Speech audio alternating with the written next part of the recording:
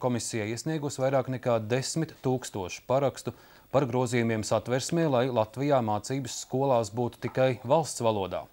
Piedāvātie grozījumi Satversmes 112. pantā paredz pakāpeniski no 2012. gada 1. septembra visās valsts un pašvaldību izglītības iestādēs, sākot ar 1. klasi, mācības organizēt tikai latviešu valodā.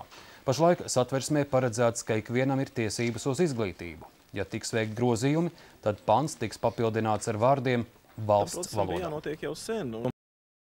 Jāatzīst katrs, kad savu laiku, kad šāda reforma bija ieplānota, tad bija tāds starposms pieņemts, ka tika pieņemti šie lēmumi par 40 un 60% sadalījumu citautiešu skolās. Tas tiešām ir pagaidu variants. Laikam ir laiks, sen jau pienācis to mainīt. Pēc iesniegto vairāk kā 10 000 parakstu pārbaudas Centrālajai vēlēšanu komisijai būs jālēm par 10. daļas, jeb vairāk nekā 153 000 vēlētāju parakstu vākšanu, lai likuma projektu iesniegtu Saeimā. Ja vēlētāji ierosināto projektu Saeima noraidīs, būs jārīko referendums. Rīgas Dinamo paliek bez galvenā trenera.